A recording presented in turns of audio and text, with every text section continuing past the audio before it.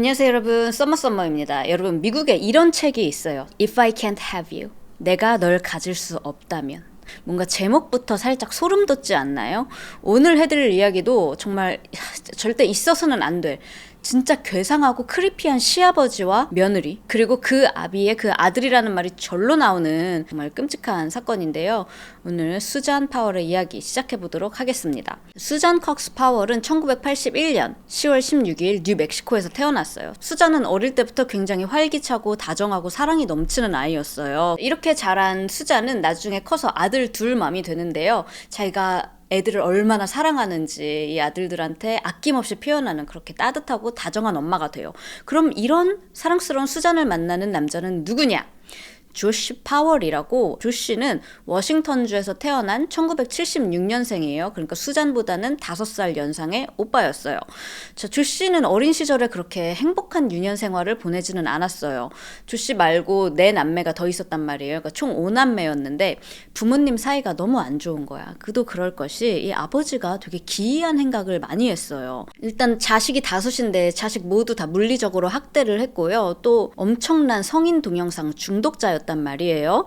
근데 지 혼자 보면 엄마만 안 됐지만 지 혼자 보면 되잖아요. 근데 이상한 그런 사진이나 영상들을 완전 애들인 아들들한테 막 보여주면서 이거 보라고, 어떻게 생각하냐고, 예쁘지 않냐, 원래 남자들은 이런 거 보고 잘하는 거야 하면서 애들을, 완전 어린애들한테 이런 부적절한 것들을 보여줬어요, 아빠가. 저 또 한 번은 엄마가 막내딸 임신 8개월 차였어요. 집안을 이렇게 청소하다가 아빠가 몰래 쓴 일기장을 발견한 거예요. 근데 이 일기장에는 진짜 충격적인 내용의 연속이었는데, 일단 첫 번째는 원래 이 집이 되게 신실한 몰몬교 집안이었거든요. 근데 엄마는 몰랐는데 일기장 보니까 자기는 더 이상 몰몬교 신도가 아니라는 거야. 나는 탈퇴했다고, 마음적으로. 그것뿐만이 아니라 무려 2년 동안 아빠가 짝사랑하는 다른 여자가 있었어요. 그 상대는 엄마 친구 같은 몰면 교회에 다니면서 남편도 있고 애들도 있는 유부녀였단 말이에요. 근데 일기장을 보니까 완전 짝사랑인 거야.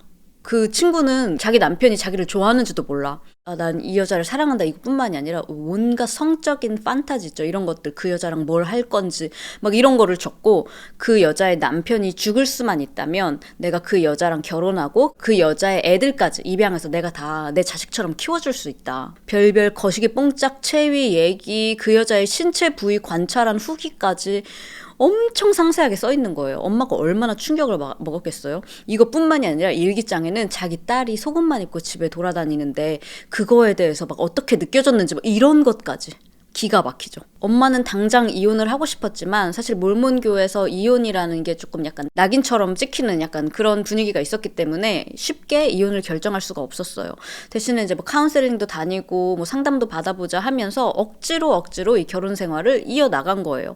근데 이런 불안한 가정 환경 때문이었는지 이렇게 자란 조씨가 한 번은 밥 먹고, 조씨야 네가 와서 여기 와서 설거지 좀 하라고. 그러니까 갑자기 주방에서 칼을 들고, 그냥 일반식 칼도 아니고 도살용 칼 있잖아요. 그 정육할 때 쓰는 거, 그 칼을 들고 엄마한테 휘두르면서 나한테 이래라 저래라 하지 말라고 갑자기 분노를 폭발했대요. 자기 여동생이 키우던 아끼던 기니피그를 죽여버리는 일, 그리고 죽인 다음에 그 피를 동생한테 만져보라고 막 그런 짓거리를 하기도 합니다. 아무튼 그렇게 억지로 결혼 생활을 이어나가려고 했지만 결국에 이 아빠의 행동, 이상한 이 성적인 거에 집착, 이런 게 나아지지가 않아서 결국 조씨가 17살일 때 두 분이 이혼하기로 결심을 해요.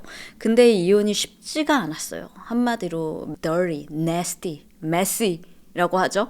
정말 더럽고 끔찍한 이혼이 된 거예요. 이 중에 이슈 중에 하나가 또 바로 양육권 분쟁이었어요. 엄마는 이 아빠 보고 저놈 저거 완전 크립이다, 포르노 중독에 저 인간 밑에서 애들이 절대 크면 안 된다 하면서 자기가 양육권을 가지고 간다고 했고, 아빠는 저 엄마 주술 이상한 흑마법 이런 거에 빠져가지고 제정신 아니다, 마녀다 마녀 이러면서 자기가 양육권을 가져가야 된다고 하고 막 분쟁이 있었는데, 처음에는 엄마가 내 아이들을 다 데리고 갔어요. 그래서 키우려고 했는데, 근데 이 아빠가 이 아들들을 너무 이상하게 키워놓은 거예요. 막 성인 동영상 이런 거 자꾸 보게 하고. 그러니까 자 얘들아, 그동안에는 아빠 밑에서 니네가 아이가 엉망진창으로 컸지만 이제는 엄마 집에서 엄마 룰대로 따라야 한다. 룰 3가지가 있었는데 첫 번째는 너네 미자니까 더 이상 성인 동영상 보는 거 금지. 성인 동영상, 성인 영화 뭐 이런 거 다 포함이에요.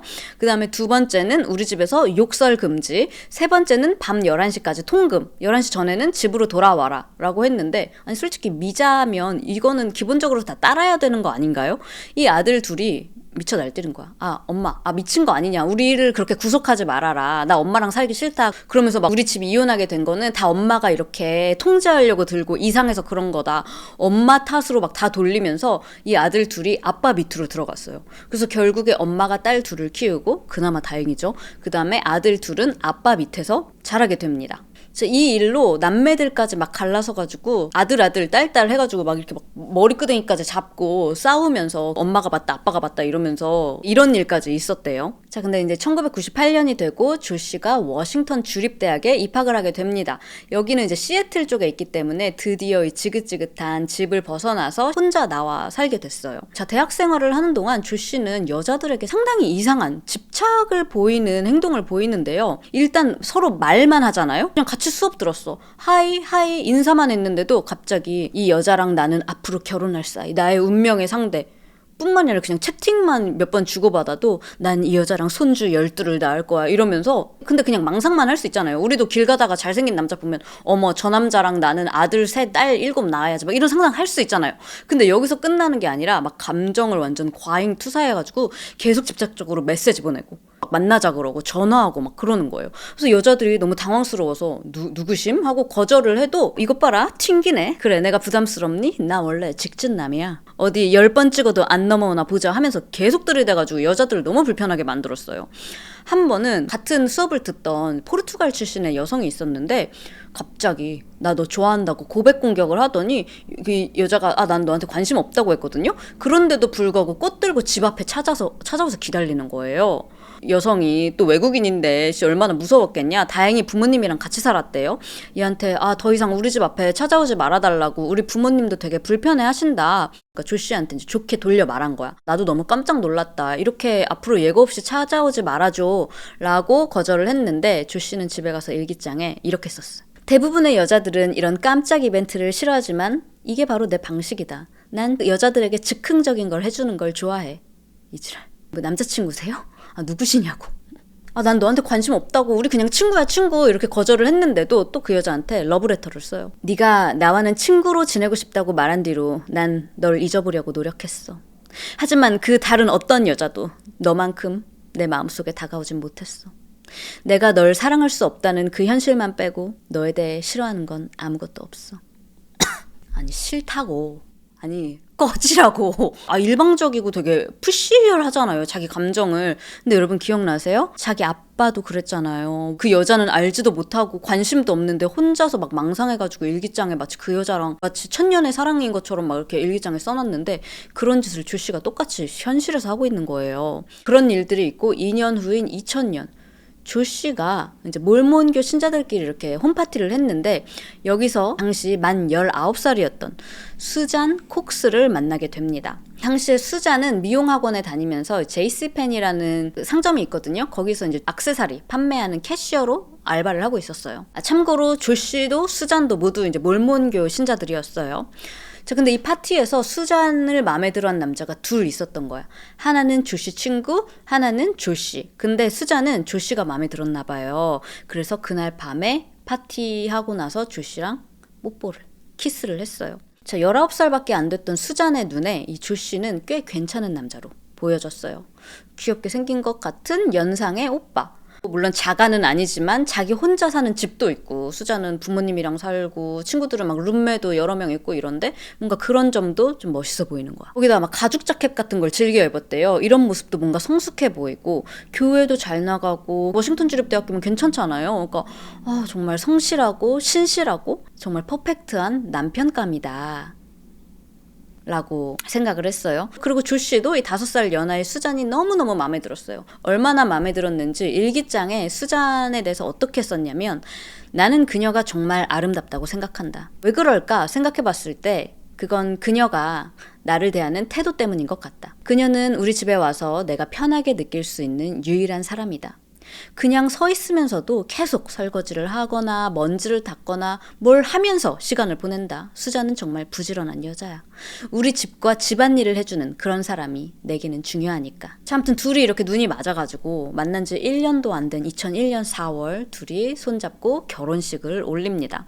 자, 수자는 조씨가 5살이나 더 많고 대학교도 괜찮은데 나오고 했으니까 당연히 좀 안정적인 가정을 이룰 거라고 그런 기대를 하고 결혼을 했단 말이에요. 하지만 그건 큰 오산이었어요.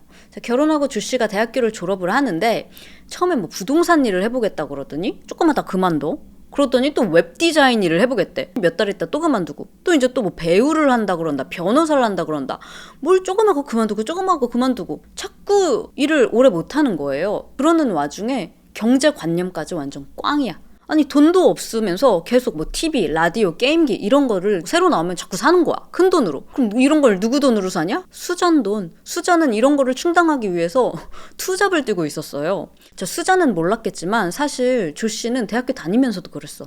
여자친구 그 와중에 몇 번 사귀었었는데 잠깐이지만 그때마다 여자친구한테 돈 빌려서 게임기 사고, 그리고 여자친구네 집으로 학자금 대출받은 거 그 수표가 온 게 있었는데 그거를 지 통장으로 넣어가지고 그걸로 TV를 사고 그랬던 놈이에요. 근데 수자는 이런 걸 까맣게 몰랐죠.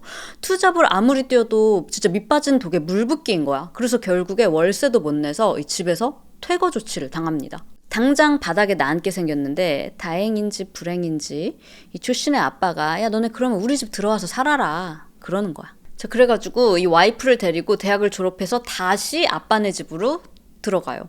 근데 문제는 아빠가 혼자 살고 있지 않았단 말이야. 여기에는 두 도련님들도 같이 살고 있었어요. 남자 셋이 살고 있었는데 너무 비좁은 거야, 집이. 침실도 없어서 거실에서 간이 칸막이 같은 거 이렇게 대충, 칸막이도 아니고 그냥 침대에 널찍한 이불 같은 거 이런 거 걸어놓고 그나마 거기서 막 옷 갈아입고 뭐 책도 읽고 하면서 그게 이제 신혼집이 되어버린 거예요. 근데 이 집으로 오고 나서 수잔이 자꾸 이상한 기분이 들었어요.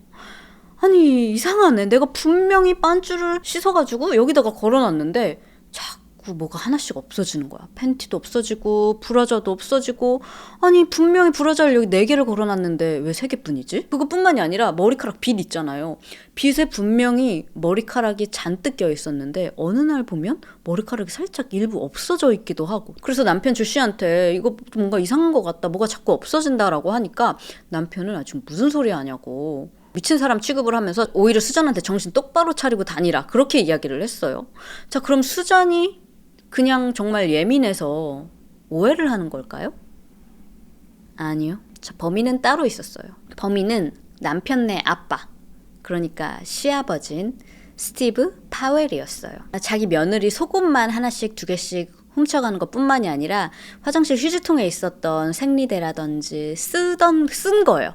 탐폰 같은 것도 지퍼락에 밀봉해서 슬쩍슬쩍 보관을 했고요. 머리카락에 낀 수잔의 머리카락 하면서 또 그거 가져가서 지퍼락에 밀봉을 하고요. 그것도 날짜별로 써가지고 정리해가지고. 수잔이 화장실에 있을 때 몰래 문 아래로 거울을 넣어가지고 엿보기도 하고요. 자기가 쓰던 캠코더가 있었는데 이걸로 틈만 나면 수잔이 속옷 차림으로 뭐 하고 뭐 머리 빗는 모습, 화장하는 모습 이거를 뒤에서 몰래 찍고 있었어.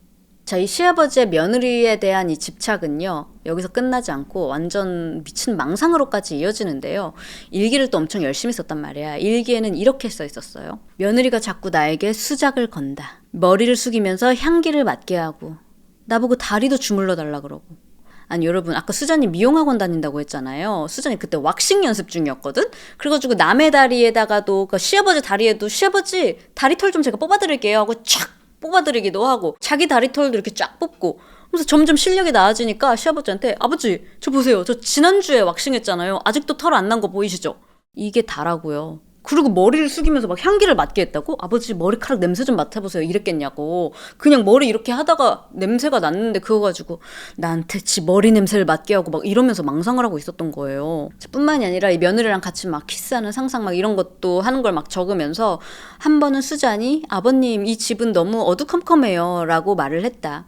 만약 수잔이 나와 결혼해준다면 난 이 집을 당장 팔고 수잔을 위해 더 밝은 다른 집을 사서 이사 갈 텐데 라고 썼어요. 자, 반면에 그럼 수잔은 어땠어? 어땠을까요? 수잔도 일기장을 열심히 써. 이거 몰몬교도들이 원래 일기 쓰는 게 특인가? 잘 모르겠는데 아무튼 반면에 수잔은 자기 일기장에 이렇게 썼어요. 이 집에서 사는 게 내 인생에서 지금 가장 어두운 시기, 어두운 경험이라고. 빨리 남편이 제대로 된 직업을 구해서 이 집에서 당장 나갔으면 좋겠다. 얼마나 불편했겠냐고요. 지금 시아버지네 집 아니면 당장 갈 데도 없으니까 여기 살기는 사는데 상상이 가세요? 그런데 이 와중에 남편은 계속 직장 조금 다니다 잘리고 조금 다니다 잘리고 나 군대 갈까? 나 그냥 사업을 할까 봐. 난 부자가 될 거야. 이런 뜬구름 잡는 소리만 옆에서 쳐해댔어요. 자, 다행히도 수잔이 승진을 하게 되면서 이 시아버지네 집에서 나와서 근처 다른 집에서 일을 하게 되는데 아버지 집에서 그렇게 멀지는 않은 곳이었단 말이에요. 자, 이 시아버지가 내 며느리가 나갔는데도 계속 며느리 출근 몇 시에 하는지 퇴근 몇 시에 하는지 다 기록해놓고 캠코더 들고 미행하는 거예요. 차로 가가지고. 자기 오피스에 들어가는 수잔의 다리를 막 찍기도 하고요. 수잔이 퇴근하고 나와서 차에 들어가는 모습을 막 몰래카메라로 찍는 거야. 집 바깥쪽에서 창문 너머로 침실 안에 수잔이 누워있는 모습 막 이런 거를 몰래 촬영을 했어요. 완전 미친 스토커죠. 자, 한 번은 조씨가 없을 때 수잔한테 가가지고 어휴 우리 며느라기 일 너무 많이 하니까 힘들지? 이리 와봐. 아버지가 마사지 좀 해줄게. 그러면서 막 등을 주물딱주물딱 거렸대요. 등 마사지 해주겠다고. 그리고 이 마사지가 있고 시아버지가 집에 와서 캠코더로 찍은 브이로그 한번 보세요. 일단 표정부터 굉장히 상기되어 보이죠. Was probably the most erotic experience I've had in my entire life. Just hate to say it. I mean, of course, I haven't had that many experiences, but Susan has been feeling ill. She had a cold. I offered to rub her feet, to rub her toes, to give her some stimulation. That beautiful feet. She has such pretty feet. Of course, everything about her is pretty beautiful, and I know she felt it. I mean, I know she couldn't have missed it. She's not naive either, I know from what I've read in her journals. When I started massaging her legs, I would have loved to go all the way up her legs, but I did do her calves because her feet were resting in my crotch, so I sort of rubbed her calves. Seemed to mind at all having me that close. I mean, I was close. I was touching her with my crotch. And I love that woman. She is so beautiful. Can't get enough of looking at her. She's so pretty. 자, 그리고 이 일이 있고 나서 실제로 둘이 차에 같이 탔는데 또 수잔 몰래 녹음을 한 거예요. 이 시아버지가 이렇게 얘기해요. 내가 아마 착각하고 있는 걸 수도 있지만 나 진심으로 너에게 사랑에 빠진 것 같다고. 이게 며느리한테 할 얘기야? 어쩌면 나 혼자 해석하지 말아야 할 걸 너무 깊이 확대 해석하고 있는 걸지도 모르겠지만 우리 저번에 같이 소파에 둘이 앉아 있었을 때 말이야. 나 그때 엄청 흥분됐거든. 내 생각엔 너도 좀 흥분했던 것 같아. 그러니까 수잔이 아니 지금 뭐 하자는 건지 모르겠네요. 그러니까 시아버지가 Yeah, well, I'll tell you what I'm married to your son, and I should just be the daughter-in-law. I know. Which puts me a step beneath. 아니 수잔, 내 말은 전 당신 아들이랑 결혼했고요. 전 당신의 며느리라고요. 그러니까 그치 이래요. 그 수잔이 그 말인즉슨 나는 당신 자식보다도 아래에 있는 사람이라는 뜻이다. 그리고 안 그래도 이런 얘기 한번 하려고 했는데 아버님 저희 친정아버지도 저한테 이렇게 직접 뽀뽀를 하진 않으시거든요. 근데 아버님은 자꾸 저한테 뽀뽀하시잖아요. 저 그런 거 불편해요. 그러니까 시아버지가 내가 이런 얘기를 해서 너 나한테 화났니? 수잔이 오히려 침착하게 이렇게 얘기해요. 아니요, 오히려 잘 됐어요. 지금이라도 제 입장을 확실히 말할 수 있어서 다행이네요. 더는 이제 저 이 문제로 걱정 안 해도 되겠네요. 라고 완전 확실하게 나는 아니다. 님만 지금 그런 거예요. 이렇게 얘기를 했어요. 그리고 당연히 이 얘기를 하고 수잔이 주씨한테 남편한테 가가지고 야 니네 아빠가 나한테 오늘 이런 얘기를 하더라. 미친 거 아니냐. 그러니까 주씨가 지 아빠한테 갔대. 아빠 수잔이 아빠가 이런 말을 했다는데 이거 도대체 무슨 소리냐. 그러니까 스티브가 지 아들한테 야 네 아내가 나한테 막 다리 보여주고 다리 만져보게 하고 막 이랬는데 내가 뭐 어떻게 해야 되겠냐. 그렇게 얘기를 했대요. 그러니까 조씨가 거기에 대고 아 그런 거였구나. 그럼 수잔도 잘못이 있네요. 그리고 오히려 수잔한테 와가지고 네가 예민한 거라고 네 잘못도 있는 거 아니냐고 막 그랬다는 거예요. 수잔은 용기 내서 남편한테 얘기를 한 거였는데 무슨 조치를 취해주기는커녕 내 편도 들어주지를 않아. 이러니까 거기다가 이제 수잔이 임신까지 하게 됐어요. 근데 이걸로 자꾸 다투게 되고 막 마음이 불편하고 이러던 중에 정말 너무 다행히도 수잔이 유타, 완전 다른 주예요. 유타주에서 정규직으로 채용이 되면서 유타주로 이사를 가게 됐어요. 수잔은 여기로 이사를 가게 돼서 진짜 날아갈 것 같았는데요. 일단 크리피한 시아버지 레이더에서 벗어나게 됐죠. 급여도 올랐죠. 거기다가 임신 보험도 없었어. 남편 직업 없지. 자기도 비정규직이었으니까. 근데 이제 유타에서는 의료보험 혜택까지, 수잔 정규직이니까요. 임신했으니까 꼭 필요했는데 의료보험까지 갖게 된 거예요. 그래가지고 막 날아다닐 것 같았어요. 이 유타주에 또 몰몬인 사람들이 많잖아요. 그러니까 또 새로운 교회 다니면서 친구들도 많이 만들고 그 어느 때보다 쾌활하고 행복하게 지내다가 2005년 1월 19일 첫째 아들인 찰스를 출산을 합니다. 근데 이 둘의 첫 아이잖아요. 이 산부인과에서 와이프가 진통을 하다가 이제 아기 나온다고 빨리 남편한테 전화를 했어요. 지금 와이프분 곧 출산하신다고 빨리 지금 병원으로 오시라고. 그러니까 남편 말, 저 지금 못 가요. 지금 컴퓨터 백업 중이거든요. 그래서 안 보러 왔다고요. 그래가지고 수잔네 엄마 아빠가 기겁을 하고 막 그제서야 차 몰고 급하게 와가지고 애 보러 오셨다고 합니다. 진짜 미쳤죠. 그리고 2년 뒤인 2007년 둘째 아들 브랜든을 출산을 하는데 또 이때도 막장인 게 당시에 또 부동산 사업을 해보겠다고 막 이거저거 일을 벌려놨어요. 뜬구름 잡으면서. 그러면서 돈을 또 여기저기 빌린 거야. 당시에 거의 20만 불, 거의 3억 가까운 돈이 빚이었대요. 근데 돈을 안 갚으니까 이 빚쟁이들한테 막 소송까지 당하고 이러면서 파산 신청까지 하게 됩니다. 금전적으로도 부부관계도 정말 최악이었지만 수잔은 그래도 아들 둘이 있어서 너무너무 행복했어요.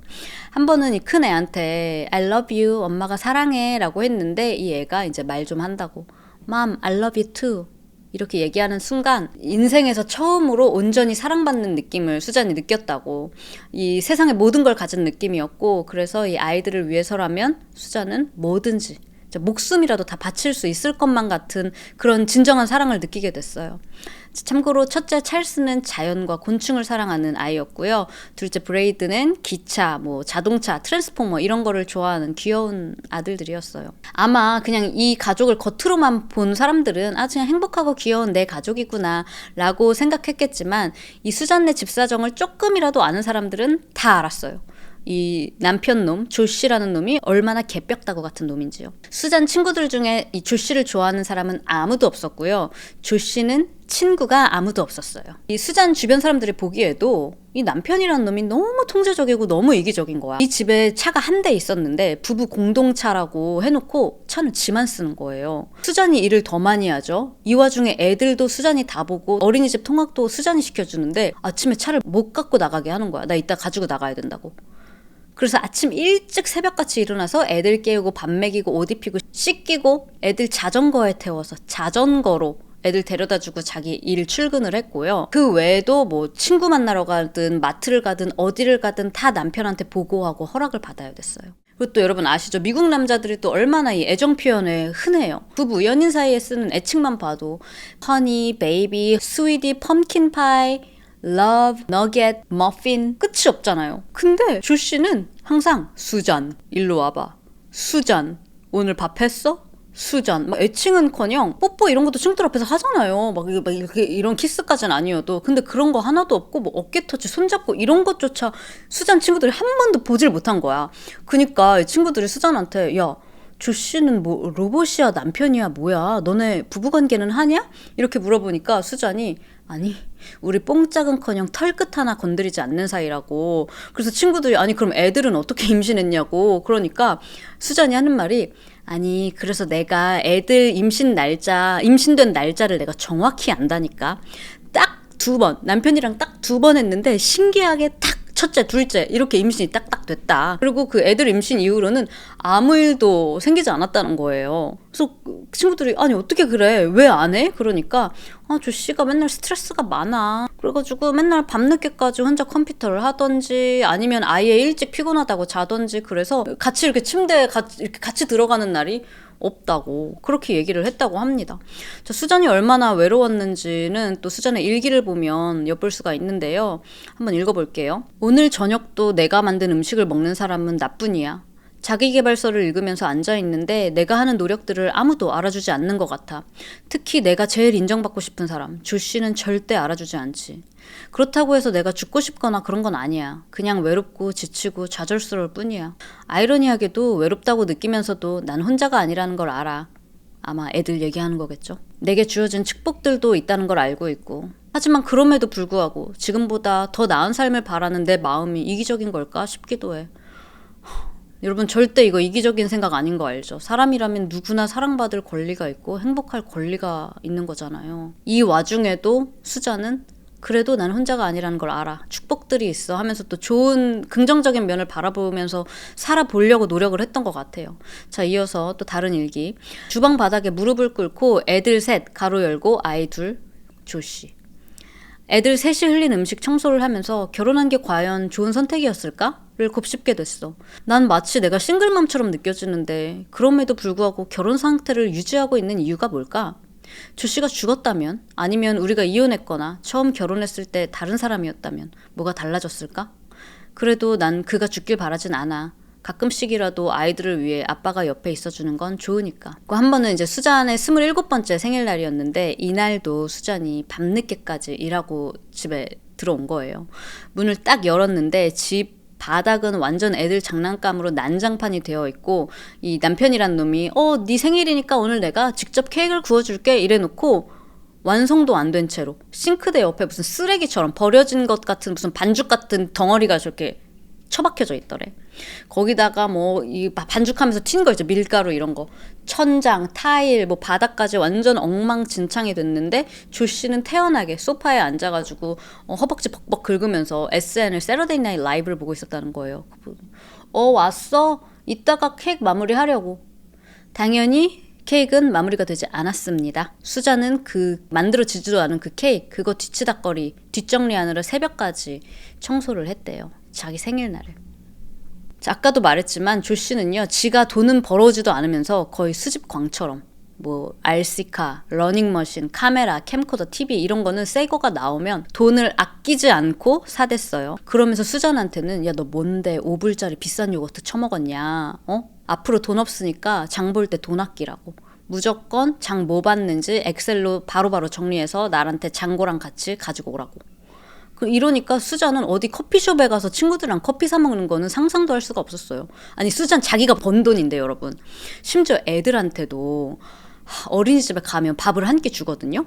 근데 하는 말이 그거 먹으면 됐지 집에 와서 왜 또 밥을 먹이냐고. 그거 먹어봤자 뭐 똥밖에 더 되냐? 그러면서 애들 강제 1일 1식을 시키라는 거예요. 근데 어떻게 수잔은 애들 좋은 거 다 해주고 싶고 먹고 싶다는 거 다 먹이고 싶은데 돈을 맘대로 못 쓰니까 동네 친구들을 집 전전하면서 동냥했대요.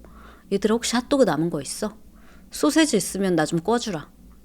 자, 이러다 보니까 결국에 수잔이 남편 몰래 체크카드를 하나 만들어서 틈날 때마다 이제 조금씩 거기다가 돈을 모았어요. 이걸로 교회 헌금도 하고 애들 음식도 몰래 따로 사주고 또 친정부모님한테 돈 빌린 거 $3,000가 있었거든요. 400 몇십만 원 정도예요. 이것도 수잔이 빌린 게 아니야.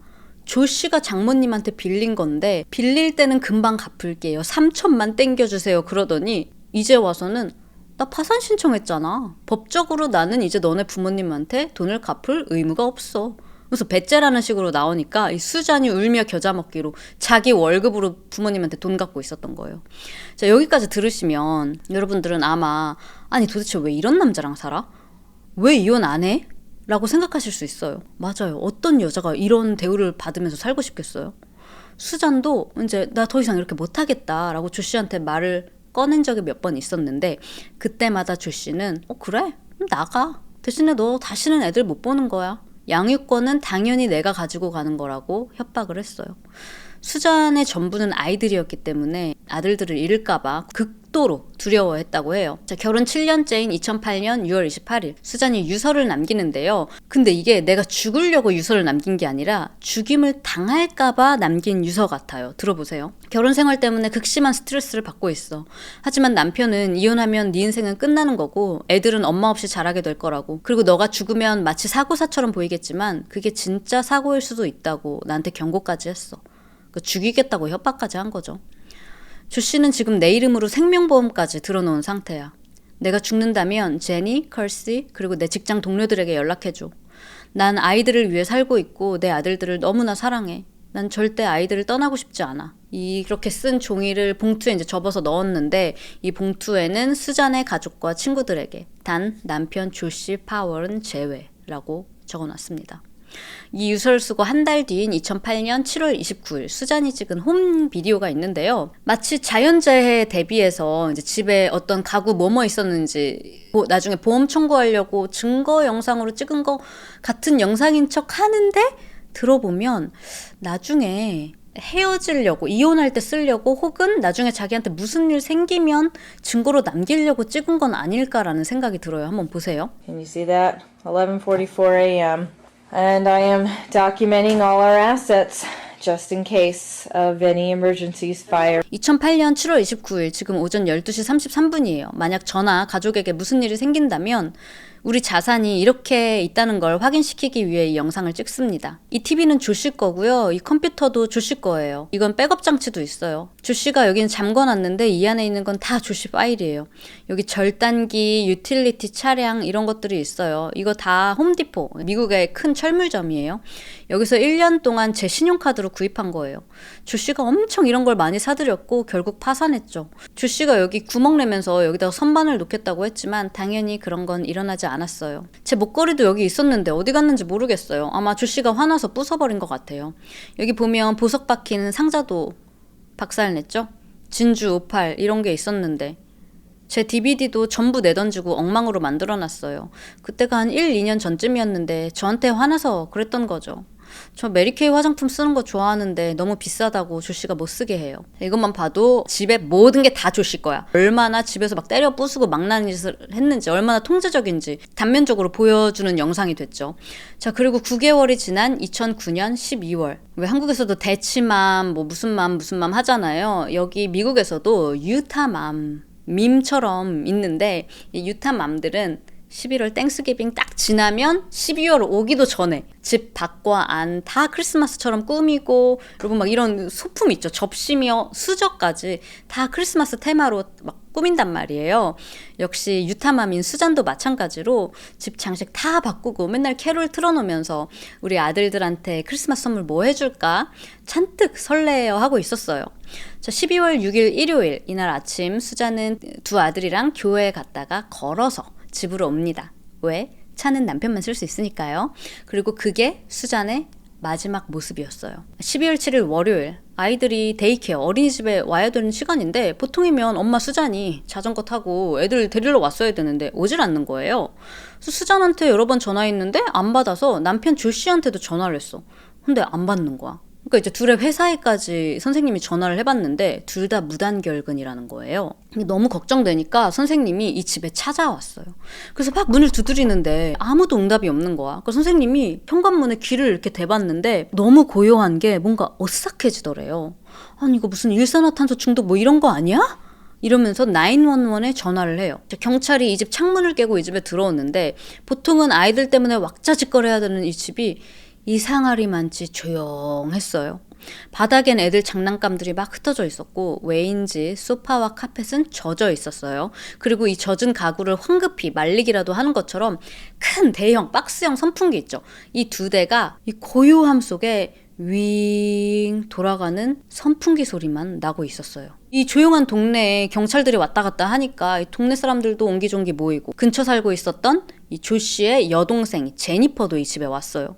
근데 제니퍼는 이 집을 보는 순간 곧바로 이거 조씨 오빠가 수잔 언니한테 무슨 짓을 저질렀구나 하고 직감을 했대요. 아까 기억나시죠? 제니퍼 기니피그도 죽였잖아. 어릴 때. 그렇게 동생이 불길한 생각을 하고 있었을 때였어요. 갑자기 띵땅 띵땅 띵땅 띵땅 하면서 전화가 오는 거야. 제니퍼한테. 보니까 조씨 오빠네? 여보세요? 그 조씨가 태연하게 전화했어? 제니퍼가 수잔 언니 어딨어? 그러니까 조씨가 수잔? 회사에 있지. 그러는 거예요. 근데 이 얘기를 듣는데 제니퍼가 너무 화가 났대요. 그래서 순간적으로 수잔 언니 회사 안 갔어. 오빠도 알잖아. 오빠는 지금 어디야? 도대체 수잔 언니한테 무슨 짓을 한 거야? 막 이렇게 따졌더니 조씨가 갑자기 발작 버튼이 눌린 것처럼 아이씨 이게 미쳤나? 내가 어떻게 알아? 하면서 막 소리를 지르더래요. 그래서 옆에 있었던 맥스웰 형사가 이 전화를 받았어요. 조씨 씨, 지금 당신 아내가 실종됐고 경찰들이 집에서 기다리고 있다고. 상황이 심각한 것 같으니까 지금 빨리 집으로 와주셔야겠습니다. 그러는데 조씨가 아니 아내는 회사 갔다니까요. 그리고 저 애들 밥 줘야 돼요. 언제부터 애들 밥을 그렇게 챙겨주셨죠? 아내가 없어졌다는데? 그러니까 경찰이 아니 애들 밥 걱정하지 마시고 일단 집으로 오셔라 라고 말하는데 이 말을 씹고 얘들아 뭐 먹고 싶어? 햄버거? 피자? 핫도그? 하면서 전화를 끊어버려요. 경찰이 다시 전화를 했어요. 고객님의 전화기가 꺼져 있어. 전화를 안 받는 거예요. 그리고 몇 시간이 지나서 오후 늦게가 돼서야 집에 뚜벅뚜벅 애들이랑 같이 들어왔어요. 그러니까 형사가 아니 주씨씨 전화기를 왜 꺼놓으셨어요? 그러니까 배터리 없어서 꺼졌어요. 그런데 형사가 딱 이렇게 차 안을 보니까 핸드폰 충전기가 차에 연결되어 있었죠. 수잔 마지막으로 본 게 언제입니까? 어디 갔다 오신 거예요? 그러니까 하는 말이 마지막으로 본 건 어젯밤인데요. 와이프는 자고 있었고 제가 애들 데리고 심슨 스프링스라는 곳으로 운전해서 3시간 걸리는 곳에 밤 12시에 거길 갔다는 거예요. 여러분 여기 유타야. 12월 한겨울에 유타라고. 심지어 어젯밤에는 눈보라가 몰아치는 날이었어요. 그러니까 이 형사가 아니 어젯밤에 눈보라가 막 왔는데 그 한밤중에 새벽 12시에 2살, 4살짜리 애들을 데리고 운전해서 텐트도 없이 캠핑을 가셨다고요? 왜요? 그러니까 조씨가 애들이 자꾸 스모어를 먹고 싶다고 하도 쫄라서요. 아시죠? 스모어. 크래커에 마시멜로에 초콜릿 얹어서 먹는 거. 그거 먹고 싶다고 애들이 하도 쫄라가지고 애들 데리고 심슨 스프링스 가서 불 피우고 캠파이어 하면서 마시멜로 굽다가 그제서야 깨달았지 뭐예요. 초콜릿을 가지고 오지 않았다는 것을. 그래서 그냥 맨 크래커에 마시멜로 얹혀서 먹고 왔다. 그런 거야. 아니 애들 밥도 안 주던 사람이 갑자기 한밤중에 스모어 먹이려고 새벽에 폭설 중에 캠프장에 간다고? 이게 말이 됩니까? 경찰이 아니 오늘 출근하셔야 되는데 어떻게 회사에 무단결근까지 하시면서 어제 그 새벽에 캠프장에 가셨냐? 그러니까 하는 말이 제가 어제 토요일인 줄 알았어요. 오늘 일요일인 줄? 근데 월요일이네요? 그러면서 뭐 수잔은 어디 놀러 간 거 아닐까요? 수잔도 오늘이 일요일인 줄 알았나? 하면서 무슨 남 얘기하듯이 너무 놀란 기색, 걱정하는 기색 하나 없이 엄청 무미건조하게 말을 하는 거예요. 수상한 건요, 여러분, 이것뿐만이 아니었어요. 분명히 그 캠핑장은 오전 일찍에 떠났다고 했거든요? 근데 집에 온 거는 지금 저녁 시간이 다 돼가잖아. 그럼 지금까지 어디서 뭐 하셨냐? 그랬더니 하는 말이 그냥 애들 데리고 드라이브를 했대. 어디로요? 그러니까 기억이 안 나네요. 그냥 정처 없이 돌아다녀서요. 그리고 폭설이 왔다고 했잖아요. 근데 차가 깨끗하게 세차가 되어 있었어요. 어디서 세차 받으셨냐? 그러니까 어느 세차장인지 잘 모르겠다고. 그냥 정처 없이 돌아다니다가 현금 주고 영수증도 안 받아서 그냥 모르겠대. 형사가 차량을 이렇게 보니까 차 콘솔 깊은 곳에서 수잔의 핸드폰이 발견이 됩니다. 심카드가 제거된 채로요. 이게 왜 여기 있냐고 물어보니까 수잔 폰에 뭐 좀 검색해보려고 보다가 주는 걸 까먹은 것 같아요. 심카드는 왜 빠져있지? 몰라요. 수잔이 뺐나? 차 안에는 수잔의 핸드폰뿐만이 아니라 삽, 갈퀴, 그리고 파랑색 방수포 등등이 발견이 됐어요. 그리고 경찰은 조씨 말대로 자기가 캠핑했다고 했던 그 심슨 스프링스에 직접 찾아가 봤지만 그 어떤 곳에도 캠핑의 흔적 혹은 조씨가 아까 캠프파이어 했다고 했잖아요. 불 피운 흔적 같은 건 찾아볼 수가 없었습니다. 자, 그럼에도 불구하고 어떤 확실한 증거가 있는 게 아니었기 때문에 바로 이 조씨를 체포할 수가 없었어요. 대신에 내일 아침 9시까지 좀 서로 와주실 수 있냐, 우리 인터뷰 좀 할 수 있냐 라고 했는데 조씨가 아유 그럼요 라고 하더니 다음날 3시간이나 지각한 낮 12시에 경찰서에 온 거예요. 그날 아침에 뭐 했냐? 이 여동생 제니퍼가 증언하기를 그날 아침에 이 집에 가보니까 절대 살면서 청소 한 번 안 하던 오빠가 세탁기 뭐 이런 거 건드리지도 않던 오빠가 브러쉬 들고 막 집 구석구석을 청소하고 있더래요. 미친 듯이. 그걸 보고 직감적으로 그냥 소름이 돋았다고. 마치 범죄 현장을 숨기려고 하는, 정리하려고 하는 그 살인마의 모습으로밖에 안 보여서 너무 무서웠다고. 경찰서에 온 조 씨는 처음에는 막 연기를 해.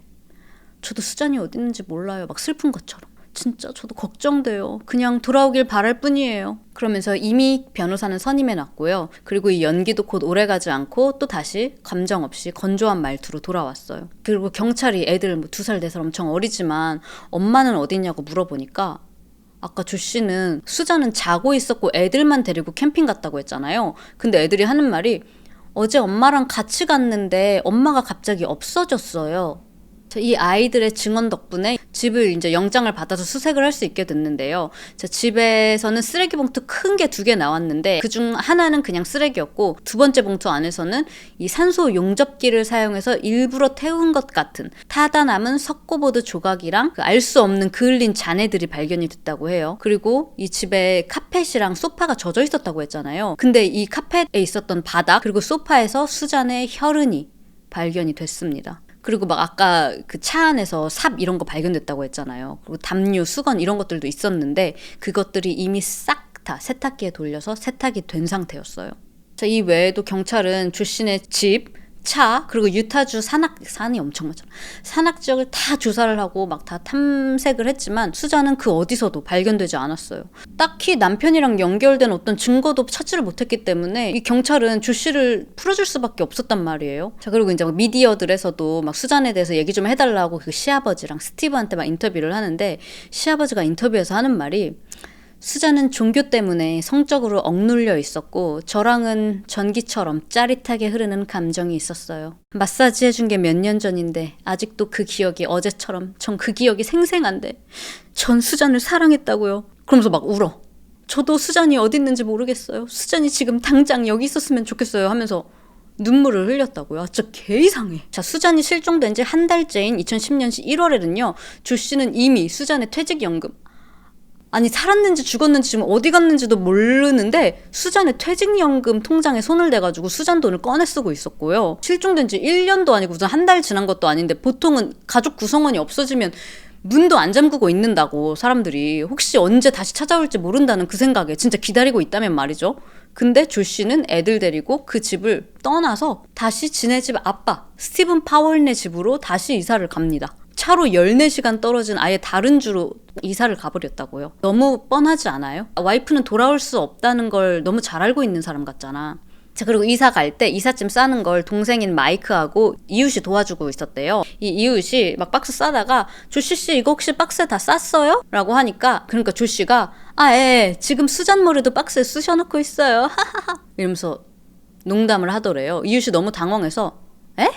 그러니까 그냥 키죽키죽만 되길래 그 수잔이 미용할 때 쓰던 그 마네킹 머리 말씀하시는 거죠? 그러니까 예, 맞아요 그거예요 하고 지 혼자서 막 낄낄대더래요. 경찰은 여전히 산악지대를 수색을 하고 있었고요. 매스컴에서도 점점 이제 조씨 너가 범인 아니냐 이렇게 막 물어봤어요. 근데 조씨는 당당히 카메라 앞에 나서서 마이크 딱 잡고 저는 절대 아닙니다. 저는 무죄입니다. 수잔은 가출한 거예요. 자의로 떠난 거라고요. 저희 와이프는 정신적으로 좀 많이 불안한 사람이었어요. 왜냐? 수잔네 부모님이 항상 그녀가 무슨 성인이라도 돼야 된다는 것처럼 항상 완벽하길 기대하셨거든요. 이제 수잔네 부모님 머리채까지 잡는 거예요. 이렇게 수잔이 어릴 때부터 정신적으로 학대를 당하면서 자라가지고 정신병이 생겨가지고 지금 가출한 거라고. 그리고 수잔 부모님이 당시에 딸을 없어졌죠.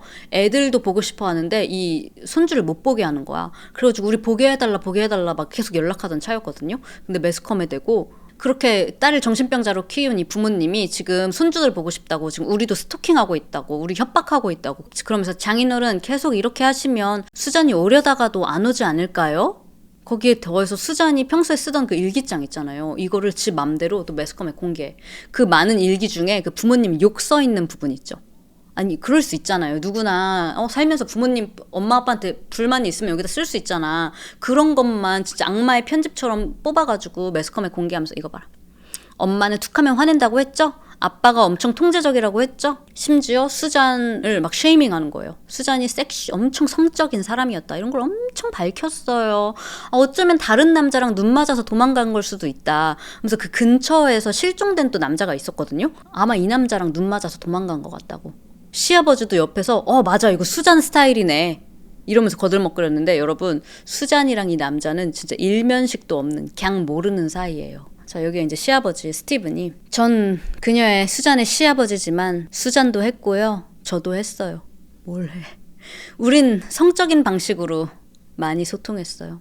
수잔은 그런 걸 즐겼죠. 그러면서 수잔이 자기를 몰래 좋아했다. 며느리가 날 유혹했다. 이 망상병자들이 마이크 잡고 이런 수잔을 음해를 하고 있었다고요. 자, 경찰은 이걸 보는데 저 시아버지 저 사람도 이상하네. 저 사람도 연관되어 있는 거 아니야? 해가지고 마이크 잡고 까분 탓에 이 시아버지네 집에도 수색영장을 내립니다. 자, 이 집에서 나온 게 여러분 진짜 끔찍한 것들이 나오는데요. 이 집에 들어가 보니까 컴퓨터만 무려 3대고요.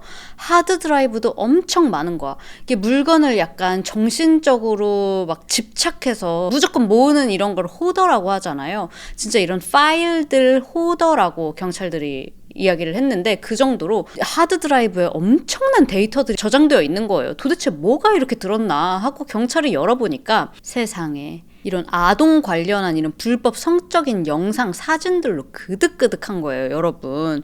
그냥 랜덤한 뭐 이런 영상들 다운로드 이런 것뿐만이 아니라 옆집에 8살짜리 10살짜리 여자애들이 살고 있었거든요. 그 시아버지네 집 안방에서 옆집 화장실이 보이나 봐요. 애들이 씻는다고 옷 안 입고 있었던 사진이 여러분 한두 장, 뭐 10장, 20장이 아니라요.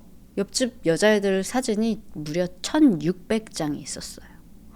당연히 애들만 있는 게 아니라 그냥 진짜 이 동네에 랜덤한 여자들 있죠. 그냥 한 명씩 꽂히면은 그 사람들 막 스토킹하면서 신체 부위 막 가슴만 찍고 엉덩이, 다리 이런 것들 무슨 파일별로 막 폴더별로 해가지고 몰래 찍어서 거기다 저장해놓고 보고 있었던 거예요. 여기에 당연히 수잔 드라이브도 있었어요. 수잔이 스티븐의 집에 살 때 그리고 근처 그 동네에 살 때 몰래 찍은 수잔의 신체 부위들 뭐 이런 것들이 남편 컴퓨터가 아니라 이 시아버지 컴퓨터에서 나왔다고요.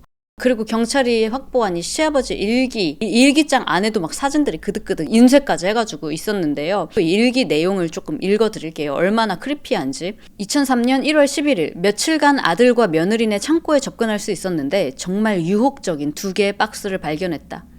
한 박스는 수잔의 사진들, 또 하나의 박스는 수잔의 일기들이라고 쓰여 있었다. 수잔과 관련된 것이라면 그 어떤 것도 날 멈출 수 없다. 그 박스들 안에 있었던 모든 걸 다 꺼내서 수백 장의 사진들 그리고 일기들을 스캔해서 하나하나 내 컴퓨터에 다 저장했다. 나는 이 일에 대해 전혀 죄책감을 느끼지 않는다. 지금 나는 2003년 후반까지 그녀의 모든 일기와 어릴 때 사진 수십 장을 가지고 있다. 그녀가 나를 정말 사랑하고 있다면 내가 그녀에게 이렇게까지 관심을 가진다는 사실에 기뻐할 것이다. 조 씨는 절대 이 일기들을 다 읽지 못할 것이다. 하지만 난 수잔을 사랑하기에 모두 읽을 수 있다. 나에게 가장 충격적이었던 건 그녀의 일기에 나에 대한 그 어떤 긍정적인 말이 전혀 없다는 거다. 나란 존재는 그저 각주 수준의 존재일 뿐이고 내가 그녀를 몰래 촬영했던 거, 내 성적 취향이나 그런 부분도 아무 언급이 없다. 왜냐면 이 시아버지 망상에는 수잔이 자기가 몰래 촬영하는 걸 알고 있고 수잔이 즐기고 있다고 망상을 하고 있었거든. 근데 수잔은 당연히 진짜 몰랐어요. 그러니까 일기장에도 안 써 있었죠. 근데 이런 부분이 왜 언급이 안 돼 있지? 너무 서운하네. 이러고 있었던 거야. 자, 이어서 수잔이 우리 사이에 있는 이 성적인 이 텐션에 대한 글을 썼다면 정말 흥미로웠을 텐데 설령 일기에 나를 사탄의 화신이라고 불렀다 해도 난 좋았을 것이다. 나를 성적인 죄로 이끌려 한 사탄 같은 남자라고 욕했다고 하더라도 말이다. 그런데 아무런 언급도 없다. 난 수잔에 대한 이 환상들을 행동으로 당장 옮기지 않으면 내 몸 안에 테스토스테론이 쌓여 병이 날 것 같다. 2003년 6월 25일 조 씨가 말하길 수잔은 사진 찍히는 걸 싫어한다고 했지만 내가 그에게 해줄 말이 있다.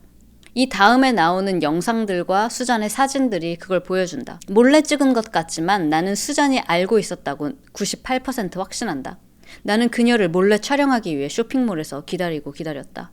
내 벤의 유리는 틴팅, 선텐 처리돼 있지만 내가 완전히 안 보였던 건 아니다. 수잔은 분명히 알고 있다. 나는 소리내어 말했다. 수잔이 날 봤어. 난 정말 그렇게 느꼈지만 상관하지 않았다. 나는 마치 숨어있는 것처럼 연기를 하고 있었지만 그녀도 내가 스토킹하고 있다는 걸 알고 있었다. 그리고 그녀도 그걸 즐기고 있다고 나는 확신했다. 그녀는 내가 자기를 따라다니고 있다는 걸 전혀 모르는 척 연기를 하고 있는 거다. 그녀의 연기는 내 차를 본 순간부터 시작되었다. 아, 너무 소름 돋고 무섭지 않아요, 여러분? 2003년 7월 1일, 나는 지금 벤 안에 앉아있다. 나는 수잔에 대한 강렬한 그리움과 사랑을 느끼고 있다.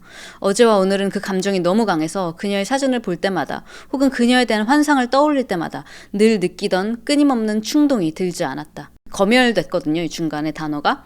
아마 이 성적인 욕망을 혼자서 행동으로 분출하는 그 행위를 말하는 것 같아요.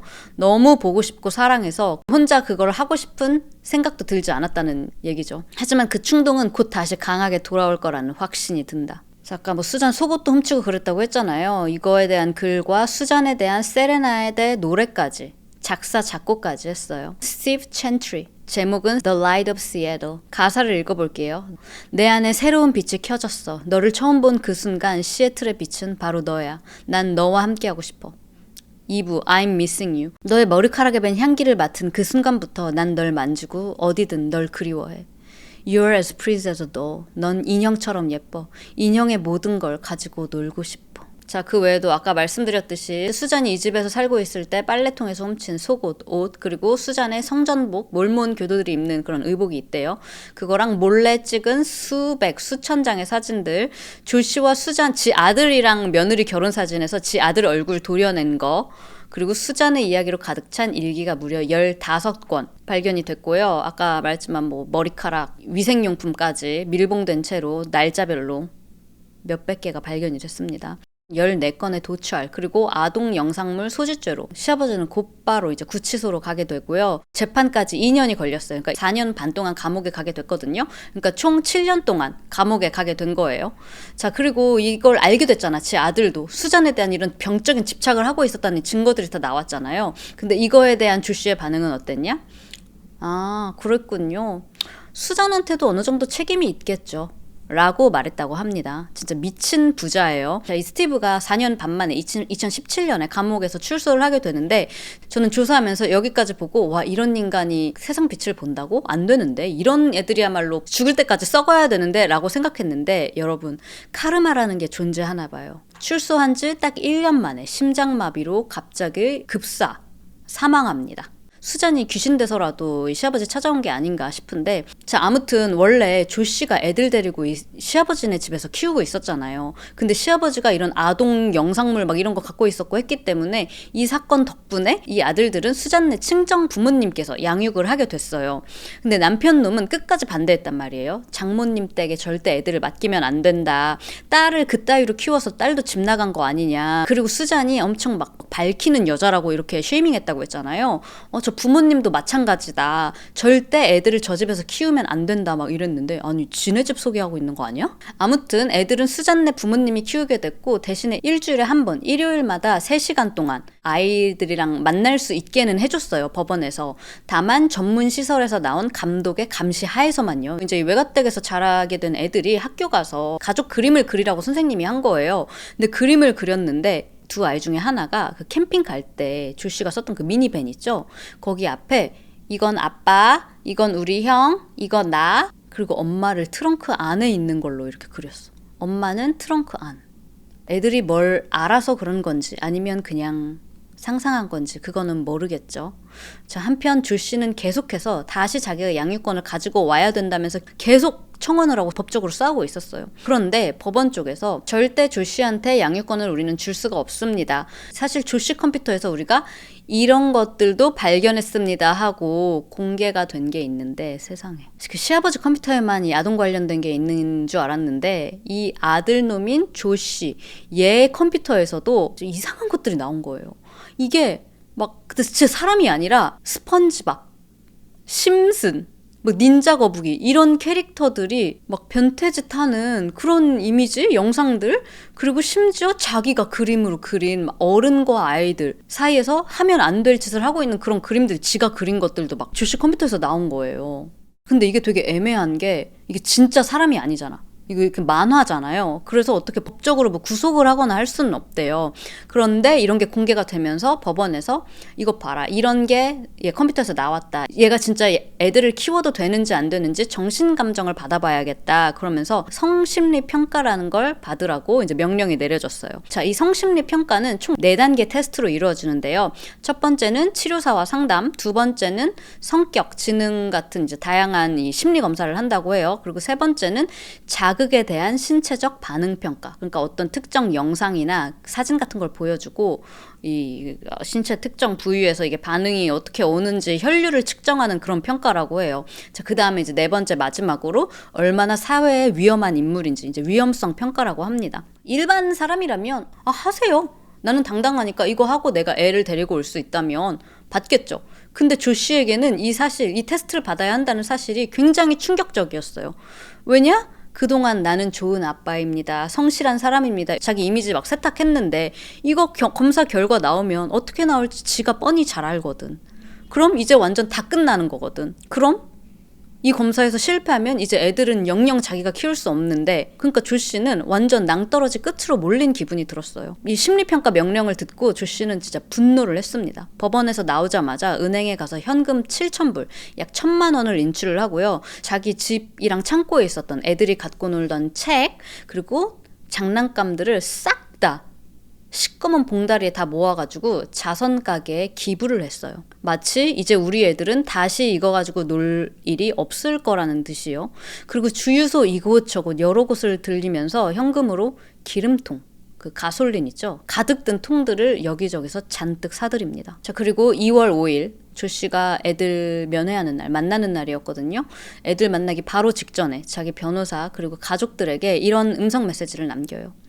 미안해. 난 아이들 없이는 살 수 없어.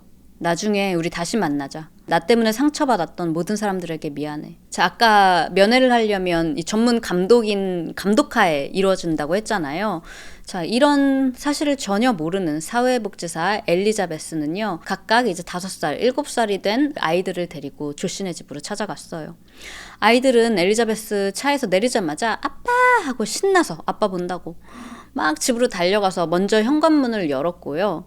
조 씨가 아이들을 맞이하면서 얼른 들어와. 아빠가 깜짝 선물이 있어. 라고 말합니다. 그리고 이 감독인 엘리자베스도 들어오려고 딱 문 앞에 서니까 조 씨가 갑자기 앞을 막아서면서 되게 의미심장한 미소를 띠더니 바로 앞에서 현관문을 쾅 닫아버렸대요.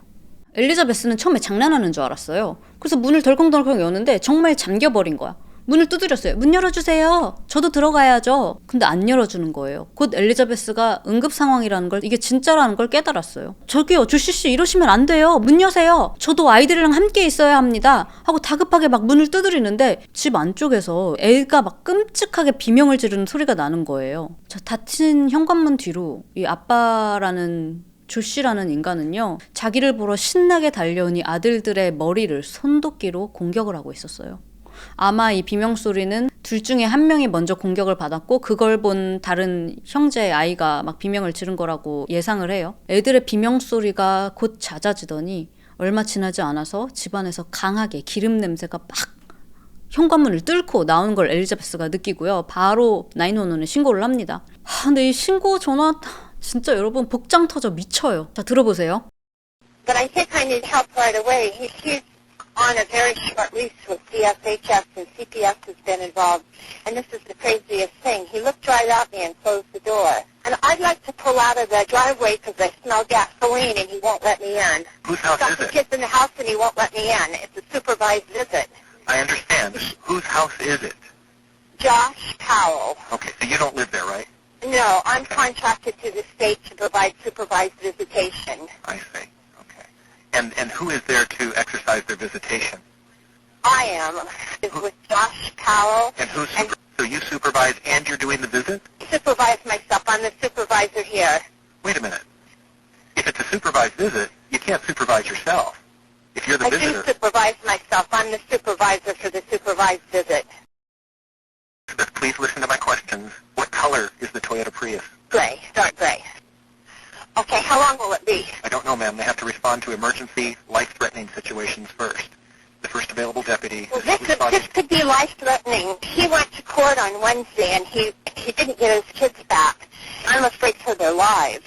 Okay, has he threatened the lives of the children previously? I have no idea. All right. We'll have the first available deputy contact you.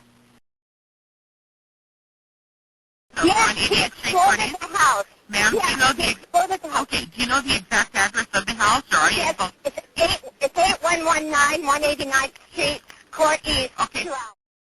여러분 진짜 복장 터져 미쳐버릴 것 같죠? 이미 이 전화하면서 늦어버렸어요. 전화 끊자마자 집이 펑 하고 폭발해버렸다고요. 얼마나 이 폭발이 심했는지, 얼마나 기름을 쏟아 부었는지 이 주변 집까지 지져놓은 것처럼 집안이 다 흔들렸대요.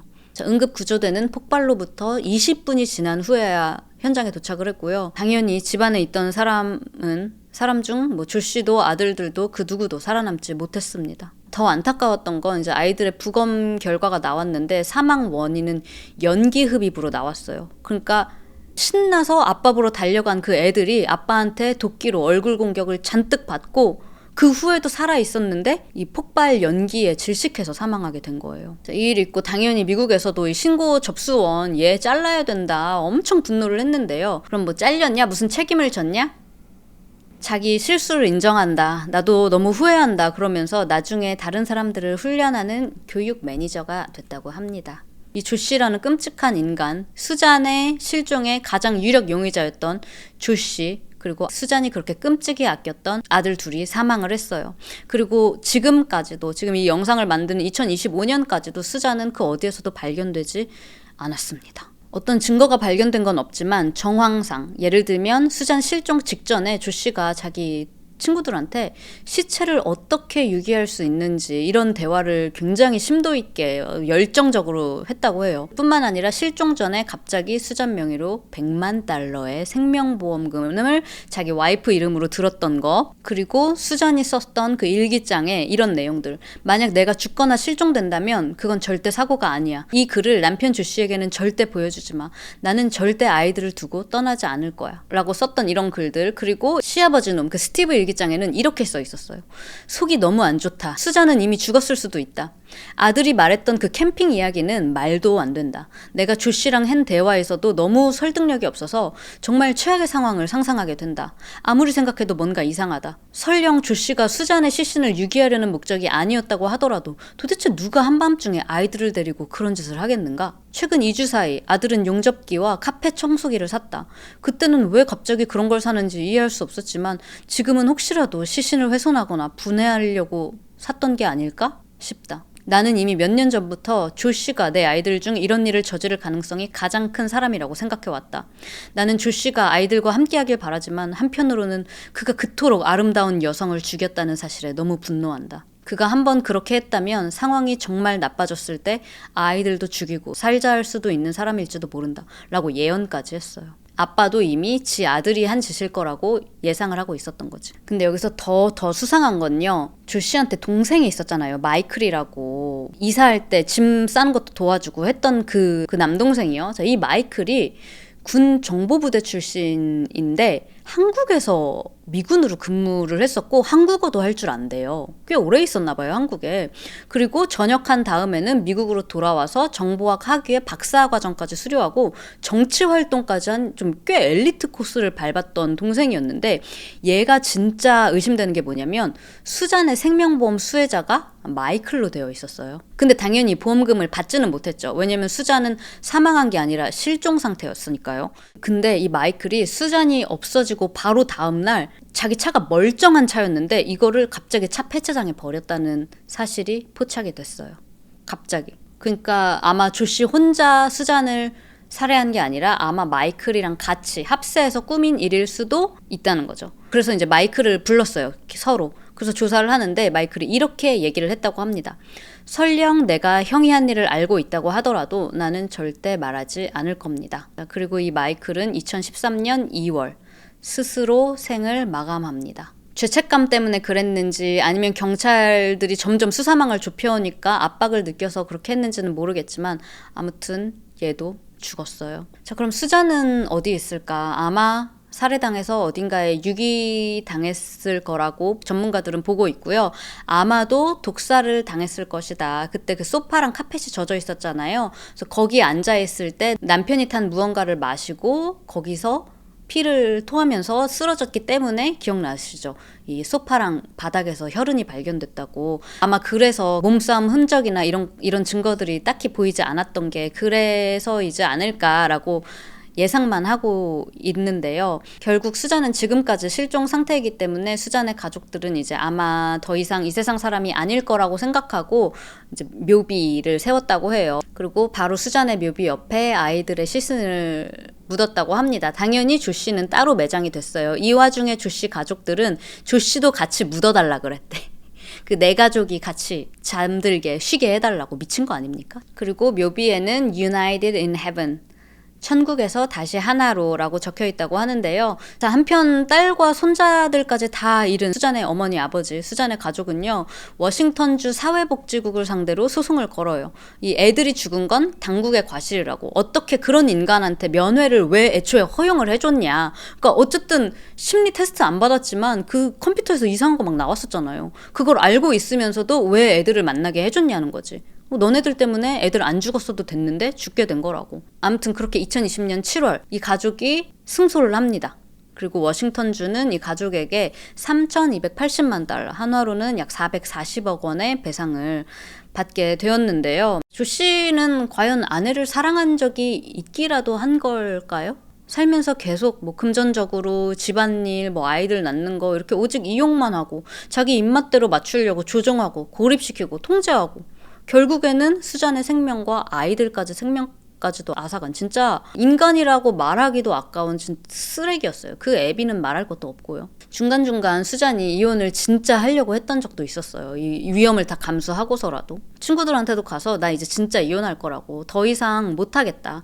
애들 클 때까지 기다렸다가 이혼을 하려고 했는데 나는 더 이상 이제 시간 낭비할 수 없고 애들 데리고 나 나오겠다 라고 할 정도로 완전 마음을 먹었는데 이러니까 갑자기 조 씨가 엄청 잘해줬대요. 수잔한테. 갑자기 막 어깨를 이렇게 두들겨 주기도 하고 오늘 수고했어. 갑자기 이런 다정한 말을 하고 하니까 수잔은 그런 거에 엄청 목말라 있었잖아. 외롭고 인정받고 싶고 남편한테.